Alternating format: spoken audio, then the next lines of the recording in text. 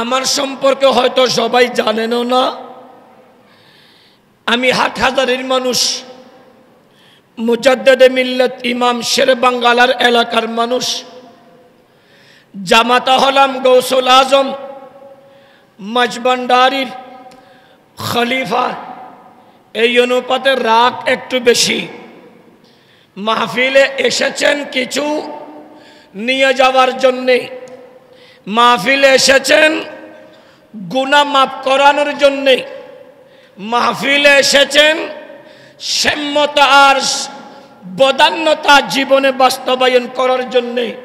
আল্লাহর ওয়াস্তে আমি 1 ঘন্টা করি আর 2 ঘন্টা করি, আলোচনায় কথা বলা যাবে না, আড্ডা দেওয়া যাবে না। যদি ওয়াজ শুনতে ভালো না লাগে সোজা বাড়িতে চলে যাবেন, কারণ ওয়াজ আগেরকার ওয়াজ আর এখনকার ওয়াজ আকাশ আর পাতাল ডিফারেন্স। আগের ওয়াজ শুনে মানুষ কান্না করত, এখন ওয়াজ শুনে মানুষ হাসে। আগের ওয়াজ শুনে মানুষ আমল করত, এখন ওয়াজ শুনে সমাজ থেকে আমল দূরীভূত হচ্ছে।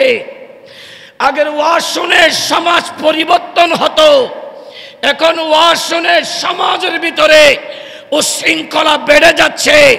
এজন্য মনে রাখতে হবে ওয়াজ এটা মুস্তাফার নিয়ামত। বড় করে বলি সুবহানাল্লাহ।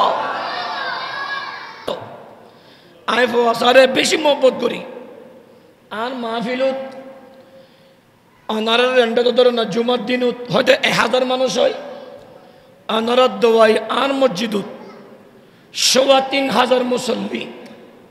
আতরার ডিফু ঐতিহ্যবাহী জাহানপুর সামাদপুর শাহী জামে মসজিদ, আর গান ইবেদ 29 উড়ে নিচে, আর আগর গান 3 তলা, 3500 মুসল্লি।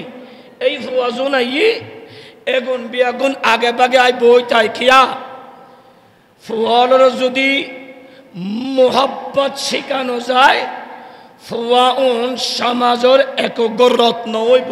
বড় করি হন সুবহানাল্লাহ।